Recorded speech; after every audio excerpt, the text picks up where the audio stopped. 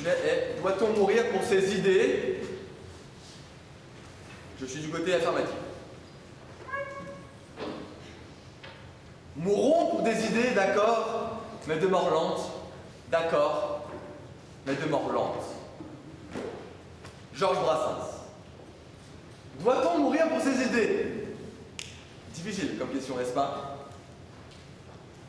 Monsieur Malka, Madame la Présidente, cher maître, cher public, cher traducteur, bonjour. Le sujet que je présente aujourd'hui est vraiment délicat. Et je vais m'attacher à vous faciliter la vie en vous proposant un développement que j'espère des plus clairs. Tout d'abord, je tiens à vous préciser qu'il ne sera pas question d'une mort autre que physique, clinique si vous préférez. Je ne compte pas ainsi parler de la mort politique d'un candidat qui se serait embourbé dans des pratiques sexuelles peu orthodoxes, ou de la mort médiatique d'une chroniqueuse issue de la télé-réalité et adepte des couteaux de Top Chef. Alors, doit-on mourir pour ses idées? Je ne me remets pas de la complexité de ce sujet. D'ailleurs, je vais vous raconter quelque chose.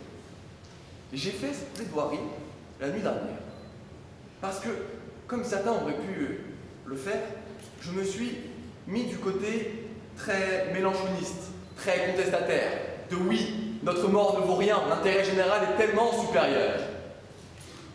Ce n'est pas vraiment le sujet. Ainsi, nous allons décortiquer cela. Doit-on mourir? Bon, jusqu'à là, pas de surprise. On doit tous mourir un jour. Je n'apprends rien à personne. Mais doit-on mourir pour ses idées? C'est très difficile, n'est-ce pas? Ce sujet porte à la confusion. Et c'est terrible. Nos idées doivent-elles nous mener au cimetière? Ou bien devons-nous mettre notre vie en péril pour nos idées? Attachons-nous d'abord au devoir. Qu'est-ce qu'un devoir?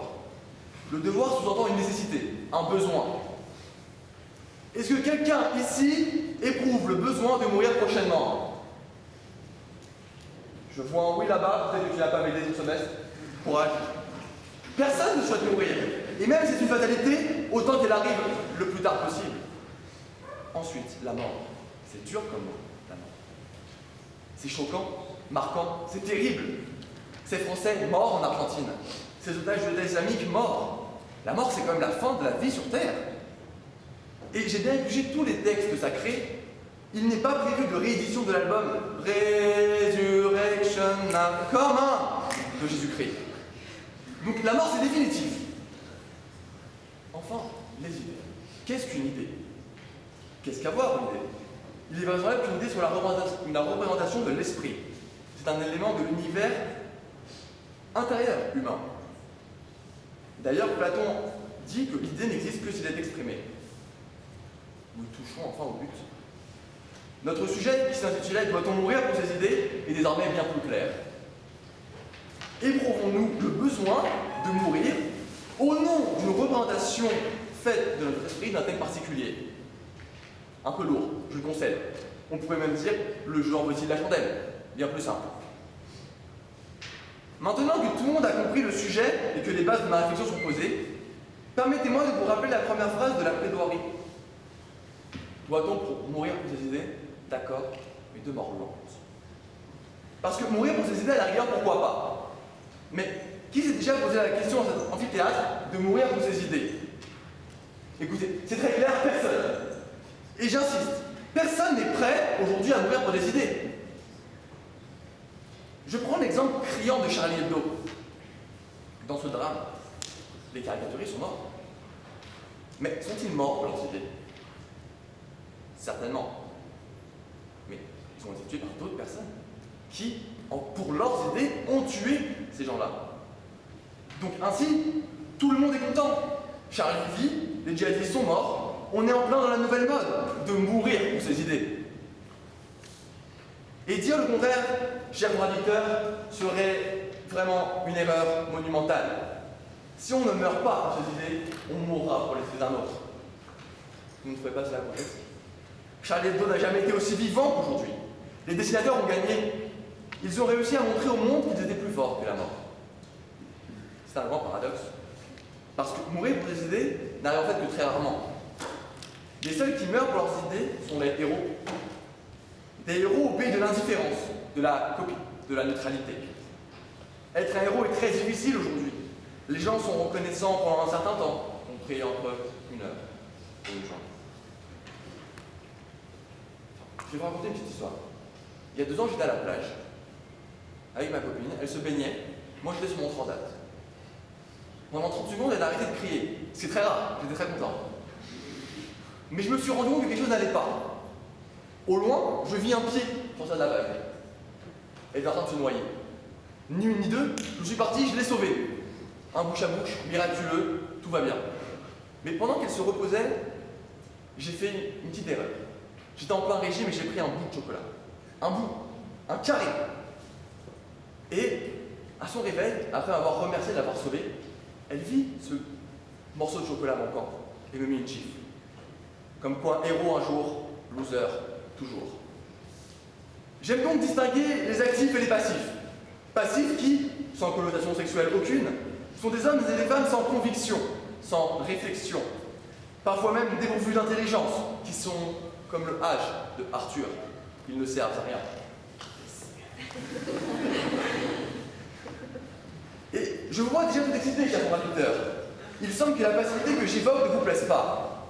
Mais trouvez-vous un certain courage dans les individus qui ne parlent pas, ne réfléchissent pas, ne prennent pas position? Oh, votre visage passe au rouge. On aura l'occasion de vous entendre plus tard. Ainsi, ma position est très claire, et vous l'aurez compris. Je suis bien placé pour l'évoquer avec vous.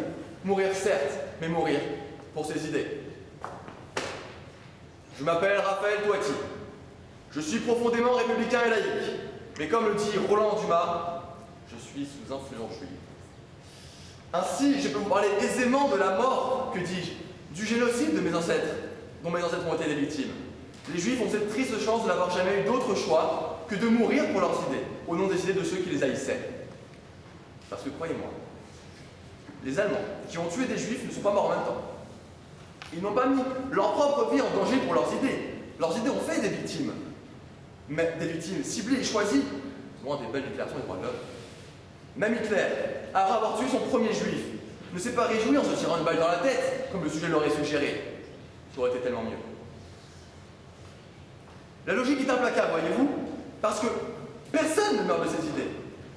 Des idées font des victimes, et ces victimes sont les petits gens que mon contradicteur va essayer de faire passer pour des héros. Mais dans l'optique où il faudrait mourir pour ces idées, puisque c'est l'interprétation que je défends. Encore faudrait-il que cela en vaille la peine. Et c'est tout l'intérêt de la citation de Georges Brassens, que j'évoquais tout à l'heure. Il constate que mourir pour ses idées est une bonne chose, mais seulement à condition de mourir lentement. Vous savez, un kamikaze, celui qui va se faire sauter quelque part dans le World Trade Center ou autre, n'aura en fait aucunement l'honneur de son action, puisqu'il sera mort. Le soldat, lui aussi mort au combat, sera mort pour ses idées, mais celui qui l'aura tué l'aura fait pour les siennes. Je suis confus. Peut-être que je vous coupe un petit peu l'herbe sous le pied. Mais il est clair que cette question n'est pas aussi catégorique que votre réponse, dont les principales caractéristiques sont déjà connues. Vous allez sûrement évoquer la vie peu excitante de celui qui ne prend pas de risque. Cette personne, votre personne, vous l'avez placée malgré vous à la merci d'un homme plus déterminé, le mien, qui rencontrera votre homme dans le métro, tel qu'il lui sourira, lui dira peut-être bonjour, avec compassion, pour le fils que votre homme tenait dans ses bras. Mais cette personne, votre homme, mourra. Il mourra parce que mon homme à moi aura ses idées. Et ce jour-là, il aura voulu taper fort sur le sol d'un pays qui a ruiné son village d'origine. Il tirera dans tous les sens, tuant ainsi 21 personnes, dont la vôtre. Il sera tué, non pas pour ses idées directement, mais par un policier. Policier qui n'aura pas voulu lui accorder un procès équitable. Chers membres du jury, la boucle est bouclée. La réponse à la problématique étudiée est toute trouvée. Oui, nous devons mourir pour nos idées, mais ne vous méprenez pas. Nous devons mourir pour nos idées parce que personne ne choisit quand il va mourir. On peut même, et le cercle est si vicieux que le plus blanc des hommes, le plus pur, peut se retrouver au mauvais endroit, au mauvais moment, et périr pour la cause d'un autre. Alors mourir pour les idées? Mourir. Pourquoi mourir? Que faire avant de mourir? Faire rire, mourir avec le sourire, mourir seul, mourir sous médicaments, mourir en se pendant. À la question doit-on mourir pour ses idées, je vous réponds fermement que oui, mais n'y voyez pas une interprétation rigide de la question. On mourra au moins tous pour les idées d'un autre, mais quitte à mourir, autant choisir son camp.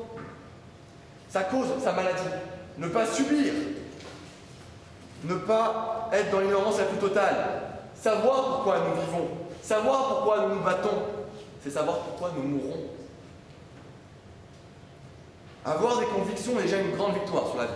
Car si un homme convaincu meurt, il laissera comme patrimoine son vécu à ceux qui voudront bien continuer à se battre pour sa cause. Mesdames et messieurs, les idées mènent le monde.